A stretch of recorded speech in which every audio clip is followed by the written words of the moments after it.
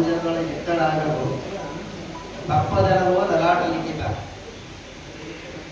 ಕಕ್ಕುರತೆ ಬಂದಡಾಗಲು ಧೃತಿಗೆಟ್ಟು ಮನ ಧಾತುಗೆಟ್ಟಲಾಗಲು ಕೂಡಲ ಸಂಗಮ ದೇವ. ಮೊದಲಾಗಿ ತಮ್ಮೆಲ್ಲರಿಗೂ ಭಕ್ತಿಯ ಶರಣಾರ್ಥಿಗಳು. ನನಗೆ ಇವತ್ತು ವಿಷಯ ಮಂಡಿಸುವುದಕ್ಕೆ ಕೊಟ್ಟಿರುವಂಥದ್ದು ಬಸವ ಸಂಘಟನೆಗಳು ಚುನಾವಣೆಗಳಲ್ಲಿ ರಾಜಕೀಯವಾಗಿ ಸಕ್ರಿಯವಾಗುವುದು ಹೇಗೆ. ಇದು ಅತ್ಯಂತ ಗಂಭೀರವಾಗಿರುವಂಥದ್ದು, ಅಷ್ಟೇ ಸೂಕ್ಷ್ಮವಾಗಿರುವಂಥ ವಿಚಾರ ಅಂತ ನಾನು ಹೇಳ್ತೀನಿ. ಯಾಕೆ ಅಂತಂದರೆ ಸಂಘಟಕರಿಗೆ ಈ ವಿಚಾರ ಯಾಕೆ ಬಂತು ಅನ್ನುವಂಥದ್ದು ಒಂದು ಪ್ರಶ್ನೆ.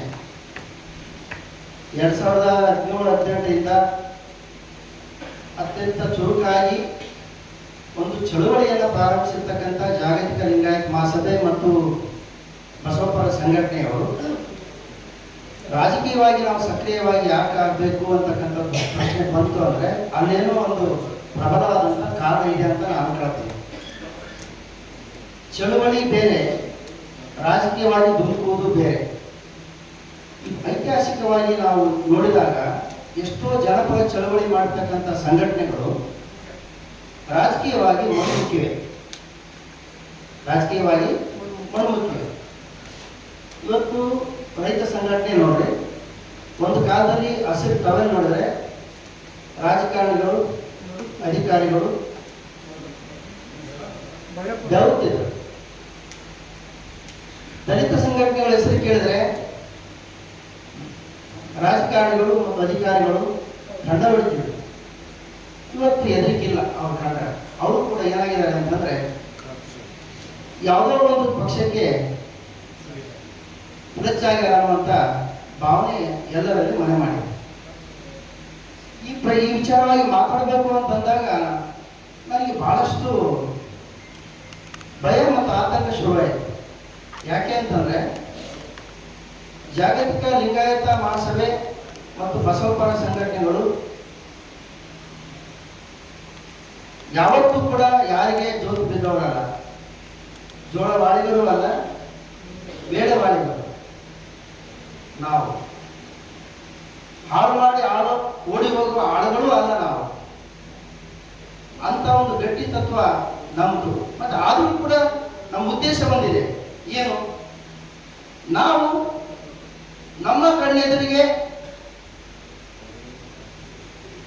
ಲಿಂಗಾಯತ ಧರ್ಮ ಸ್ವತಂತ್ರವಾಗಬೇಕು, ಇನ್ನೊಂದು ಬಸವ ತತ್ವ ಜಾಗತಿಕ ಮಾನ್ಯತೆಯನ್ನು ಪಡಿಬೇಕು. ಇವು ಎರಡು ಮುಖ್ಯ ಉದ್ದೇಶ ನಮ್ಮ. ಮತ್ತೆ ಈ ಒಂದು ಗೋಲನ್ನ ರೀಚ್ ಆಗಬೇಕು ಅಂತಂದ್ರೆ ನಾವು ಯಾವ ದಾರಿ ಹಿಡಿಬೇಕು ಅಂತ ಯೋಚನೆ ಮಾಡಿದಾಗ ರಾಜಕೀಯವಾಗಿ ಸೈದ್ಧಾಂತಿಕವಾಗಿ ನಮಗೆ ಹತ್ತಿರ ಯಾರಿದ್ದಾರೆ ಅಂತಕ್ಕಂಥದ್ದನ್ನು ಕೂಡ ಸಂಘಟಕರು ಯೋಚನೆ ಮಾಡಬೇಕಾಗಿದೆ.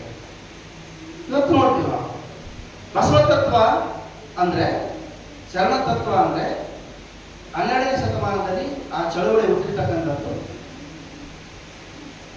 ಸನಾತನ ವ್ಯವಸ್ಥೆಯನ್ನ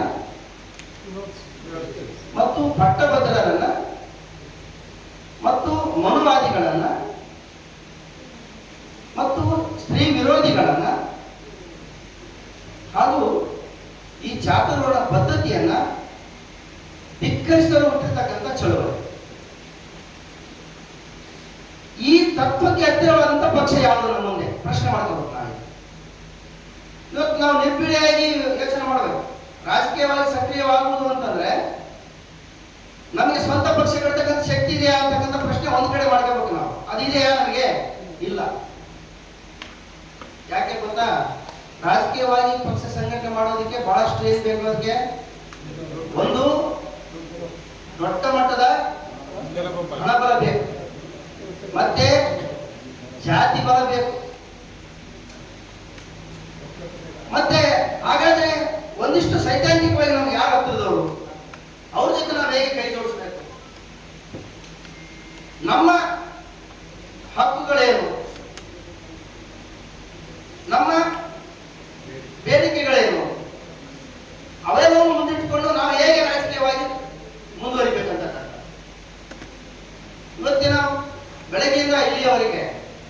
ಸಾಕಷ್ಟು ವಿಚಾರಗಳು ಬಹಳ ಸೂಕ್ಷ್ಮವಾಗಿ ತೇಲಿ ಬಂದುವ. ಒಂದು 2018ರ ಚುನಾವಣೆ, ಕಾಂಗ್ರೆಸ್ ಚುನಾವಣೆ ಸೋಲಿಗೆ ಸ್ವತಂತ್ರ ಲಿಂಗಾಯತ ಧರ್ಮದ ಚಳವಳಿ ಕಾರಣ ಅಂತೇಳಿ ಹರಿಬಿಟ್ರು. ಅದು ಹರಿಬಿಟ್ಟದ್ದು ಎಷ್ಟು ಮಟ್ಟಿಗೆ ಆಯ್ತು ಅಂದ್ರೆ ಬಹುತೇಕರಿಗೆ ಸತ್ಯ ಅನ್ನುವಂಥ ರೀತಿಯಲ್ಲಿ ಮನವರಿಕೆ ಆಗೋಗ್ಬಿಟ್ಟು ಮಾಧ್ಯಮದವರು ಅದನ್ನೇ ಬಿಂಬಿಸಿದ್ರು, ಮತ್ತೆ ಬಹಳಷ್ಟು ಜನ ಅದಕ್ಕೆ ಉದವಂದ್ರು. ಆದ್ರೆ ಅದು ಎಷ್ಟು ಮಟ್ಟಿಗೆ ಸತ್ಯ ಅಂತ ಏನಾದ್ರು ಅದ್ರ ಬಗ್ಗೆ ಪರಾಮರ್ಶೆಗಳು ನಡೆಯುವ ನಡೆಯಿಲ್ಲ. ಆದ್ರೆ ನಮ್ಮವರೇನಾದ್ರು ಕಾಂಗ್ರೆಸ್ಸಿನ ಸೋಲಿಗೆ ಲಿಂಗಾಯತ ಸ್ವತಂತ್ರ ಧರ್ಮದ ಘೋಷಣೆಯೇ ಕಾರಣ, ಇದು ಸುಳ್ಳು ಅನ್ನುವಂಥದ್ದೇನಾದ್ರೂ ನಾವು ಬಲವಾಗಿ ಸಮರ್ಥನೆ ಮಾಡ್ಕೊಂಡಿವ? ಇಲ್ಲ. ಏನಾಯ್ತು ಆಮೇಲೆ? ಅದು ಸ್ವತಃ ಯಾವ ವ್ಯಕ್ತಿ ಶಿಫಾರಸು ಮಾಡಿದ್ದಾನಲ್ಲ ಆ ವ್ಯಕ್ತಿಯ ಮೇಲೆ ದೊಡ್ಡ ಮಟ್ಟದ ಆಘಾತ ಉಂಟು ಮಾಡಿತು. ಆದ್ರೆ ಆ ವ್ಯಕ್ತಿಯ ಎದೆಗಾರಿಕೆ ಮೆಚ್ಚಬೇಕಾಗಿದೆ. ನಾವು ಆ ಪುಣ್ಯಾತ್ಮನಿಗೆ ನಮ್ಮನ್ನ ವಿಶ್ವಗುರು ಬಸವಣ್ಣನವರನ್ನ ಕರ್ನಾಟಕದ ಸಾಂಸ್ಕೃತಿಕ ನಾಯಕ ಅಂತ ಘೋಷಣೆ ಮಾಡ್ತಾರೆ. ಅದು ಯೋಚನೆ ಮಾಡಬೇಕಾಗಿದೆ. ಅದೇ ರೀತಿಯಾಗಿ ಮುಂದಿನ ಚುನಾವಣೆಗಳಲ್ಲಿ ಕೂಡ ಅಷ್ಟೇ ನಮ್ಮ ಚಳುವಳಿ ತೀವ್ರತೆ ಪಡಿಬೇಕು ಅಂತಂದ್ರೆ ರಾಜ್ಯ ಮಟ್ಟದ ಚಿಂತಕರು, ಮುಖಂಡರು, ಮುಂಚೂಣಿಯ ನಾಯಕರು ಯೋಚನೆ ಮಾಡಬೇಕಾಗಿದೆ. ಇದನ್ನು ವ್ಯವಸ್ಥಿತವಾಗಿ ನಾವು ಮುಂದಿನ ಚುನಾವಣೆಗಳಲ್ಲಿ ಒಂದು ಪಕ್ಷಕ್ಕೆ ನಿಖರವಾಗಿ ಕೊಡೋದಕ್ಕೆ ಯೋಚನೆ ಮಾಡಿ. ನಾನು ಅದನ್ನ ಒತ್ತಾಯ ಇರ್ತಾ ಇಲ್ಲ. ಎಲ್ಲಾ ಪಕ್ಷದ ಜೊತೆ ಕೈ ಜೋಡಿಸಿದ್ರೆ ಕೆಲವರು ನಂಬೋದು, ಕೆಲವರು ನಂಬಲಿಕ್ಕಿಲ್ಲ, ಆಗಂಗಿಲ್ಲ, ಪಕ್ಕ ಆಗಂಗಿಲ್ಲ. ಯಾಕಂದ್ರೆ ನಮಗೆ ಯಾವತ್ತು RSS ಕೈಗೊಂಬೆಗಳು ಮತ್ತು RSS ನಮಗೆ ಕಟ್ಟ ವಿರೋಧಿಗಳೇ. ಅವರ ಸಿದ್ಧಾಂತ ಪಕ್ಕ ಅವರು ಓಪನ್ ಆಗಿ ಹೇಳ್ತಾರೆ. ಏನಂತ? ಅವರು ಸಂವಿಧಾನ ವಿರೋಧಿಗಳು, ಬಾಬಾ ಸಾಹೇಬ್ ಅಂಬೇಡ್ಕರ್ ವಿರೋಧಿಗಳು, ಬುದ್ಧನ ವಿರೋಧಿಗಳು, ಬಸವಣ್ಣನ ಹೈಜಾಕ್ ಮಾಡ್ತಕ್ಕಂಥವ್ರು. ಬಸವಣ್ಣನ ಹೇಗೆ ನಮ್ಮ ಕರ್ನಾಟಕದಲ್ಲಿ ಮುಂದುಡಿತಾರೆ, ಹೆಂಗ್ ಹೇಳ್ತಾರಂದ್ರೆ ಅದನ್ನ ತಿರುಗಿಸಿ ಹೇಳ್ತಾರೆ. ವಚನಗಳನ್ನೇ ತಿರುಗಿಸ್ತಕ್ಕಂಥವ್ರು ಸಿದ್ಧಾಂತವನ್ನು ಕೂಡ ತಿರುಗಿಸೋದಕ್ಕೆ ಅವ್ರ ಹೆಸರಿಲ್ಲ. ಹಾಗಂತ ನಾನು ಯಾವುದೋ ಒಂದು ಪಕ್ಷದ ಏಜೆಂಟ್ ಅಂತ ಹೇಳಿ ಕೆಲಸ ಮಾಡ್ತಾ ಇಲ್ಲ, ನಾನು ಹೇಳ್ತಾ ಇಲ್ಲ. ತಪ್ಪು ತಿಳ್ಕೊಬಾರ್ದಂತೆ. ನಾನು ಮುಂದೆ ಬಸವಲಿಂಗಪ್ಪ ಬಾದಲೆ ಅಂತ ಇದ್ದೆ. ಬಾದಲೆ ಅಂತ ಕರ್ನಾಟಕದಲ್ಲಿ ಸ್ವಲ್ಪ ಹೆಸರಾಗಿ, ಯಾಕಂದ್ರೆ ನಮ್ಮೊಬ್ರು MLA ಅಂದ್ರೆ ಒಬ್ರು MS ಸರ್ ಮಿನಿಸ್ಟರ್ ಹೆಸರು ಮುಂಚೂಣಿ ಇದೆ. ಹಂಗಂತೇಳಿ ಯಪ್ಪ ಬಂದ ಅಂತ ಅನ್ಕೋಬೇಡಿ. ಯಾಕಂತಂದ್ರೆ ನಾನು ಅವರಿಬ್ಬರಿಗೂ ಕೂಡ ಎಷ್ಟೋ ಬಾರಿ ನಿಷ್ಠೂರ ಆಗಿದ್ದೀನಿ. ನಾನು ಹಾಗೆ ನಮ್ಮನ್ನು ಕೂಡ ಪ್ರಶ್ನಾರ್ಥಕವಾಗಿ ನೋಡ್ತಾರೆ. ಅವ್ರಿಗೆ ಮಾತಾಡೋಂಥ ಅವರಷ್ಟು ಲೆವೆಲ್ಗೆ ಅಲ್ಲ. ನಾನು ಬಸವಣ್ಣ ವಿಚಾರಕ್ಕೆ ಬಂದಾಗ ಒಂದಿಷ್ಟು ಮಟ್ಟಿಗೆ ಅರ್ಥವಾಗಿರ್ತಕ್ಕಂಥದ್ದನ್ನ ನಾವು ಯೋಚನೆ ಮಾಡಬೇಕಾಗಿದೆ. ಒಟ್ಟಾರೆ ಏನಂತಂದ್ರೆ ನಮ್ಮ ಇಲ್ಲಿ ಪ್ರಶ್ನೆ ಇದೆ ಏನಂದ್ರೆ ಬಸವ ಸಂಘಟನೆಗಳು ಚುನಾವಣೆಯಲ್ಲಿ ರಾಜಕೀಯವಾಗಿ ಸಕ್ರಿಯವಾಗುವುದು ಹೇಗೆ? ಮತ್ತೆ ರಾಜಕೀಯವಾಗಿ ಸಕ್ರಿಯವಾಗುವುದಂದ್ರೆ ಒಂದು ರಾಜಕೀಯ ಪಕ್ಷದೊಂದಿಗೆ ಕುಚ್ಕೊಂಡಂಗೆ ಆಗುತ್ತೇನೋ ಅಂತಕ್ಕಂಥ ಆತಂಕ ಒಂದು ಕಡೆ. ಆದ್ರೆ ಆದಾಗ್ಯೂ ಕೂಡ ನಂದೇ ಆದಂತಹ ಒಂದು ಅನಿಸಿಕೆಯನ್ನ ಈ ವೇದಿಕೆ ಮೂಲಕ ಹಂಚಿಕೊಳ್ಳಕ್ಕೆ ಇಷ್ಟಪಡ್ತೀನಿ. ಮೊದಲನೇದಾಗಿ ನಾವು ಹೇಗೆ ರಾಜಕೀಯವಾಗಿ ಸಕ್ರಿಯವಾಗಬೇಕು, ಒಂದಿಷ್ಟು ಪಾಯಿಂಟ್ಗಳನ್ನು ನಾನು ಮಾಡ್ಕೊಂಡಿದ್ದೇನೆ. ಅದು ಎಷ್ಟು ಮಟ್ಟಿಗೆ ಸತ್ಯ, ಎಷ್ಟು ಮಟ್ಟಿಗೆ ಸೂಕ್ತ, ಅದನ್ನ ನಿರ್ಧಾರ ನಿಮಗೆ ಬಿಟ್ಟಿರ್ತಕ್ಕಂಥ. ಯಾಕೆ ಅಂತಂದ್ರೆ ನಾವು ರಾಜಕೀಯವಾಗಿ ಸಕ್ರಿಯವಾಗುವುದು ಅಂತಂದ್ರೆ ಒಂದು ಕಡೆ ಬಸವ ಪರ ಸಂಘಟನೆಯವರು ಕಾಂಗ್ರೆಸ್ ಪಕ್ಷದ ಪರ ಅನ್ನುವಂತ ಅಣೆಪಟ್ಟಿಯನ್ನು ನಾವು ಕಟ್ಕೊಂಡಿದ್ದೀವಿ. ಬಹುತೇಕ ಕಟ್ಕೊಂಡಿದ್ದೀವಿ. ಸಂಪೂರ್ಣ ಅಲ್ಲದೆ ಇದ್ರು ಕೂಡ ಬಹುತೇಕ ಕಟ್ಕೊಂಡಿದ್ದೀವಿ. ನಮಗೆ ಅದು ಅನುಭವಕ್ಕೆ ಬಂದಿದೆ. ಮತ್ತೊಂದು ಕಡೆ ನೀವು RSS ಮತ್ತು BJPಯ ವಿರೋಧಿಗಳು ಅಂತಕ್ಕಂಥದ್ದು ಕೂಡ ನಮಗಿದೆ. ಹೌದು, ಅದ್ರಾಗ ಅನುಮಾನನೇ ಇಲ್ಲ. ಯಾಕ? ಕಾಂಗ್ರೆಸ್ನವರು ಕಳ್ಳರಾದ್ರೆ BJP RSSನವರು ದರೋಡೆಕೋರು. ಮತ್ತೆ ನಮ್ಗೆ ಅನಿವಾರ್ಯ ಯಾರು ಆಯ್ಕೆ ಮಾಡ್ಕೋಬಹುದು?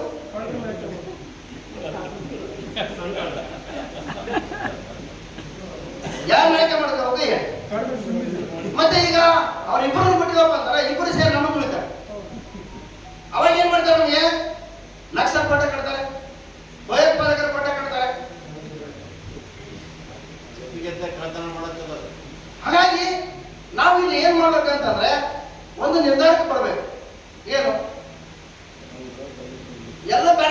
ನೀತಿವಂತ ಕೆಲಸ ಮಾಡಬೇಕು ಅಂತಕ್ಕಂಥದ್ದನ್ನ ನಮ್ಮ ಸಂಘಟಕರ ಕಿವಿ ಮಾತು.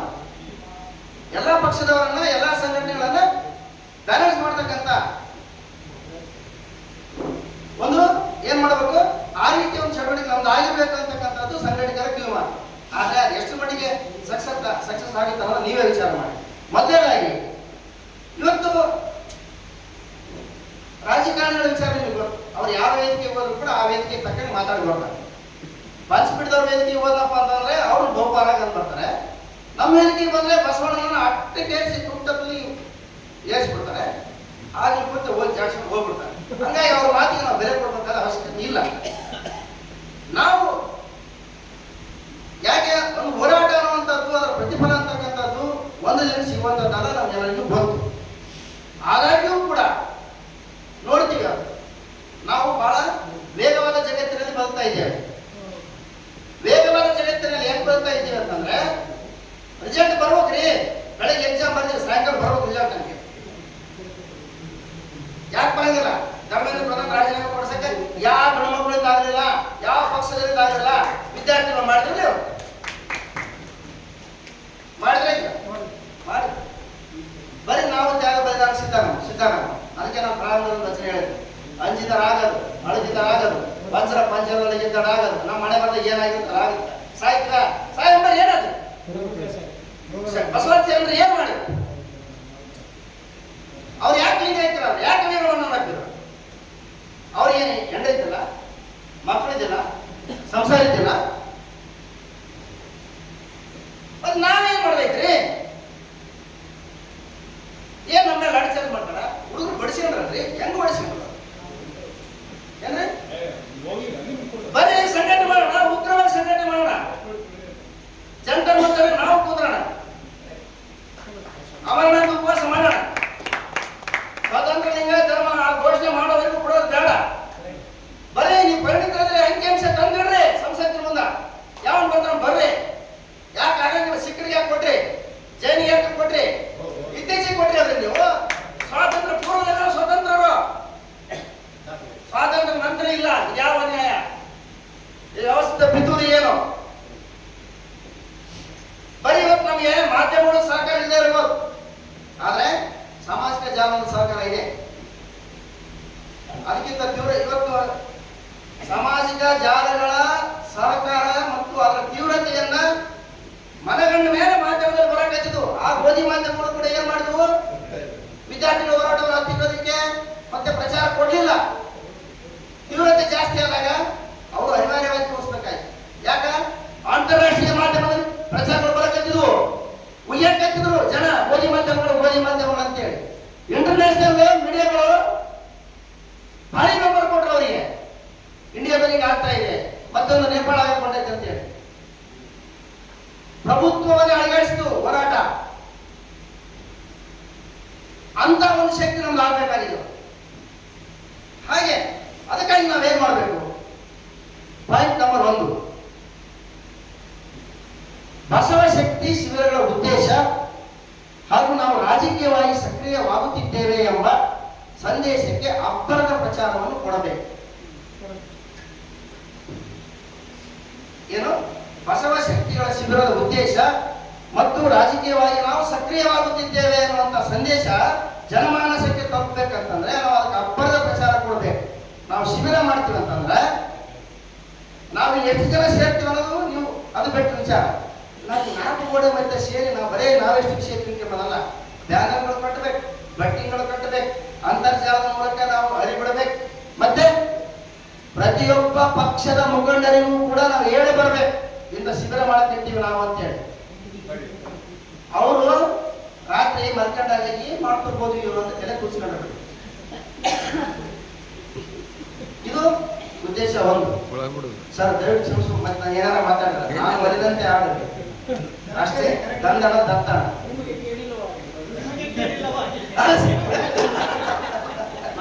ಅದು ಕಷ್ಟ, ಅದು ಕಷ್ಟ ಸರ್. ನಿಮಗೆ ಕೇಳಿಲ್ಲ, ಈಗ ಗೊತ್ತಿಲ್ಲ, ಅದು ಬಸವಣ್ಣ ಮಾತ್ರ ಸಾಧ್ಯ. ಇನ್ನು ಎರಡನೇದು ಸರ್, ಎರಡನೇದು ಏನ್ ಮಾಡ್ಕೊಂಡಿದ್ದೀನಿ ನಾನು ಅನ್ಕೊಂಡಿದ್ದೀನಿ ಅಂದ್ರೆ ಬಸವ ತತ್ವ ಅಂದರೆ ಸೆಕ್ಯುಲರ್, ನಮ್ಮೆಲ್ಲರಿಗೆ ಗೊತ್ತು. ಅದನ್ನ ಎಲ್ಲಾ ವರ್ಗದವರೆಗೂ ಮನದಟ್ಟು ಮಾಡಬೇಕು.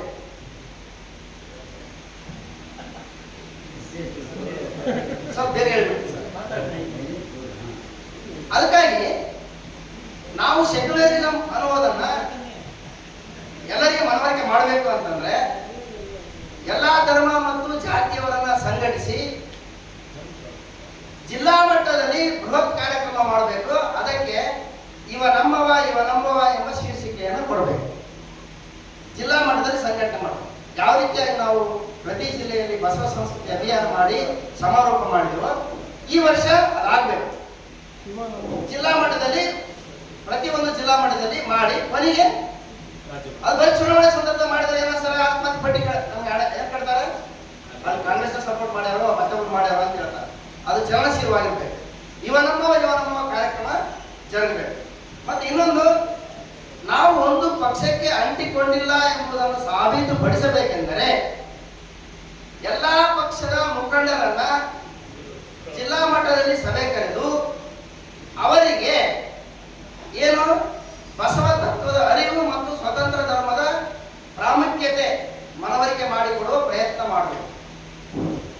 ಎಲ್ಲರಿಗೂ ನಾವು ಅಂತೀವಿ, ಯಾರು ರಾಜಕೀಯ ವ್ಯಕ್ತಿ ಅವ್ರಿಗೆ ಗೊತ್ತಿಲ್ಲ ಬಸವಣ್ಣ ಬಸವ ತತ್ವ, ಅವ್ರಿಗೆ ಏನ್ ಗೊತ್ತಿಲ್ಲ,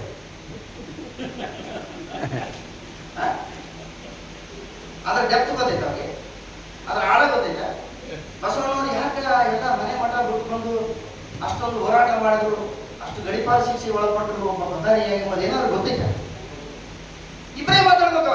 ಒಬ್ರು ಬಸವ ತತ್ವದ ಅರಿವು ಬಗ್ಗೆ ಒಬ್ಬ ಅನುಭವಿ ಮಾತಾಡಿದ್ರೆ, ಇನ್ನೊಬ್ಬ ಸ್ವತಂತ್ರ ಧರ್ಮದ ಅನುಕೂಲಗಳು ಮತ್ತು ಭವಿಷ್ಯಕ್ಕೆ ಸ್ವತಂತ್ರ ಲಿಂಗಾಯತ ಧರ್ಮದ ಸ್ವತಂತ್ರ ಧರ್ಮದ ಬಗ್ಗೆ ಏನು ಅನುಕೂಲ ಆಗುತ್ತೆ ಅನ್ನೋ ಬಗ್ಗೆ ಇಬ್ಬರೇ 50 ನಿಮಿಷ 40 ನಿಮಿಷ ಇಬ್ಬರೇ ಮಾತಾಡೋದು.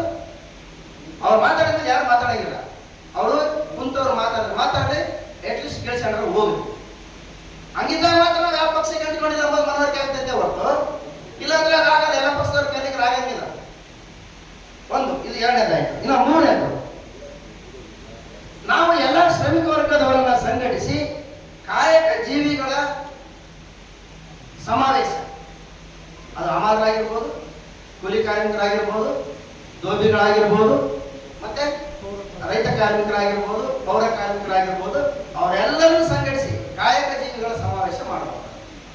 ಒಂದೊಂದೇ ಇದು ಏನಂದ್ರೆ ರಾಜಕೀಯವಾಗಿ ಸಂಘಟನೆ ಮಾಡಿದಂಗೆ ಆಗುತ್ತಿದ್ದು ಒಂದು ಕಡೆ, ನಮ್ಮ ಶಕ್ತಿ ಬೆಳೀತು ಅನ್ನುವಂಥದ್ದು. ಇನ್ನ ಮುಖ್ಯವಾಗಿ ಯಾವುದು ಅಂತಂದ್ರೆ ಸ್ತ್ರೀ ಶಕ್ತಿ ಸಂಘಗಳು ಮತ್ತು ಆಶಾ ಕಾರ್ಯಕರ್ತರು ಮತ್ತು ಅಂಗನವಾಡಿ ಕಾರ್ಯಕರ್ತರ ಸಮಾವೇಶ. ಬಿಸಿ ಊಟ ತಯಾರು ಮಾಡ್ತಕ್ಕಂಥ, ಯಾಕಂದ್ರೆ ನಿಜವಾದಂತ ಅನ್ಯಾಯಕ್ಕೊಳಗಾದ್ರೆ ಅವರೇ ಅತ್ಯಂತ ಶೋಷಿತರು. ಅವ್ರು ಹೆಂಗಂದ್ರೆ ಸರ್, ಬೇರೆ ಬೇರೆ ಸೆನ್ಸಸ್ ಡ್ಯೂಟಿ ಬಂದಾಗ ಬಹುಶಃ ಅವ್ರು ಜಾಗದಾಗಿದ್ರೆ ನಾವು ಆಡಳಿತ ಸದೋಡು ಅಷ್ಟು ಪ್ರೆಷರ್ ಇರ್ತೈತೆ. ಅವ್ರು ಕೂಡ ಸಂಬಳ ಕೇಳ್ಬಿಟ್ರೆ ಕಣ್ಣ ನೀರು. ಆಶಾ ಕಾರ್ಯಕರ್ತರು ಪರಿಸ್ಥಿತಿ ನೋಡಿ, ಒಬ್ಬ ಹೆಣ್ಮಗಳು ಕರ್ಕೊಂಡ್ಬಂದು ಹೆರಿಗೆ ಮಾಡಿಸಿದ್ರೆ ಅದೇ ಸರ್ಕಾರದಿಂದ ಬರ್ತಕ್ಕಂಥ ಸಹಾಯನ ಇಬ್ಬರು ಹಂಚ್ಕೊತಾರೆ. ಒಬ್ಬ DHO ಉಳಿದ ಆಯಮ್ಮ ಕೊಡ್ತಾರೆ. ಅಂತ ಕೆಟ್ಟ ಕೆಲಸ ಪರಿಶ್ರಮ ಪಡೋದು ಆಯಮ್ಮ. ಅಂತರೆಲ್ಲರೂ ಸಂಘಟಿಸಿ ನಾವು ನಿಮ್ಮ ಪರವಾಗಿ ಇದ್ದೀವಿ, ಬಸವ ತತ್ವ ಅಂದ್ರೆ ಏನು, ಮುಂದಿನ ರಾಜಕೀಯ ನಮ್ಮ ಉದ್ದೇಶಗಳು ಏನಾಗಿರ್ಬೇಕು, ಎಂತವ್ರು ನಾವು ಎಲೆಕ್ಟ್ ಮಾಡಬೇಕು. ಯಾಕಂದ್ರೆ ಎಲ್ಲಾ ರಾಜಕೀಯ ಪಕ್ಷದವ್ರು ಹಿಡಿಯೋದೇ ಅವ್ರನ್ನೇ, ಯಾರನ್ನ, ಅಂಗನವಾಡಿ ಕಾರ್ಯಕರ್ತೆಯರನ್ನ, ಆಶಾ ಕಾರ್ಯಕರ್ತೆಯರನ್ನ, ಬಿಸಿ ಊಟ ನೌಕರರನ್ನ. ಇನ್ನ ಮತ್ತೆ ಯುವ ಸಮೂಹ, ವೋಟಿಂಗ್ ಬಂದಿರತಕ್ಕಂಥ ಎಲ್ಲಾ ಯುವಕರನ್ನ ಮತ್ತು ಸ್ನಾತಕೋತ್ತರ ಪದವೀಧರರನ್ನ ಸಂಘಟಿಸಿ ಕಾರ್ಯಕ್ರಮವನ್ನು ರೂಪಿಸುವುದು, ಅದು ಒಂದು ಕಡೆ. ಆದ್ರೆ ಇನ್ನೊಂದು ಬಹಳ ಇಂಪಾರ್ಟೆಂಟ್ ಏನಂತಂದ್ರೆ, ಎಲ್ಲಾ ಪಕ್ಷದಲ್ಲಿ ನಾನು ಕೇಳಿದ್ದಿಲ್ಲ, ಯಾರೋ ಒಬ್ರು ನಮ್ಮ ಆತ್ಮೀಯರು ಹೇಳಿದ್ರು, ಎಲ್ಲಾ ಪಕ್ಷದವರು ಎಲ್ಲಾ ಸಂಘಟನೆಯವರು ಥಿಂಕ್ ಟ್ಯಾಂಕ್ಗಳನ್ನು ಇಟ್ಕೊಂಡಿದ್ದಾರೆ. ಏನು ಹೇಳಿದ್ದಾರೆ? Think tank. ಈ ಶಬ್ದ ನಾನು ಎಷ್ಟು ಮಂದಿ ಕೇಳಿದ್ರು ಬಿಟ್ರೆ ಗೊತ್ತಿಲ್ಲ. ಥಿಂಕ್ ಟ್ಯಾಂಕ್ಗಳಂತ ವಯಸ್ಸು. ಥಿಂಕ್ ಟ್ಯಾಂಕ್ ಅಂದ್ರೆ ಯೋಚನೆ ಮಾಡೋರು, ಸಜೆಸ್ಟ್ ಕೊಡೋರು ಎಲ್ಲಾ ಪಕ್ಷದಾಗಿದ್ದಾರೆ. ಉದಾಹರಣೆಗೆ ಕಾಂಗ್ರೆಸ್ ಪಕ್ಷದಲ್ಲಿ ನಮ್ಮ ಆಳಂದ ಶಾಸಕರು BR ಪಾಟೀಲ್ ಅವರು, ರಮೇಶ್ ಕುಮಾರ್ ಅವರು, ದಿನೇಶ್ ಗುಂಡೂರಾವ್ ಅವರು, ದಿನೇಶ್ ಅಭಿಮಠ್ ಅವರು, ಇವರೆಲ್ಲ ಏನಂತಂದ್ರೆ they are guide to Congress. ಅದೇ ರೀತಿ ಬಿಜೆಪಿಗೆ ಹೋದಾರ, ಅದೇ ರೀತಿ JDS ಹೋದಾರ, ಅದೇ ರೀತಿ ಬೇರೆ ಬೇರೆ ಪ್ರಗತಿಪರ ಸಂಘಟನೆಗೆ ಹೋದಾರ. ನಾವು ಅವ್ರಿಗೆ ಹೋಗಿ, ನಾವಂದ್ರೆ ನಮ್ಮ ನಾಯಕರು ಅವ್ರಿಗೆ ಹೋಗಿ ಟೈಮ್ ತಗೊಂಡು ಮುಂದೆ ಡೈರೆಕ್ಷನ್ ಎಲ್ಲಿ ಹೋಗುತ್ತೆ, ಹೋಗ್ಬೇಕಾದ್ರೆ ಹೋಗ್ಬೇಕು. ಈ ರೀತಿ ಅನೇಕ ರೀತಿಯ ಕಾರ್ಯಕ್ರಮಗಳನ್ನು ಹಮ್ಮಿಕೊಳ್ಬೇಕು ಅಂತಕ್ಕಂಥ ವಿಚಾರವನ್ನ ಹೇಳಿ ನನ್ನ ಒಂದೆರಡು ಮಾತಿಗೆ ಹೇಳ್ತೀನಿ. ಸರ್ವರಿಗೂ ಶರಣ ಶರಣ.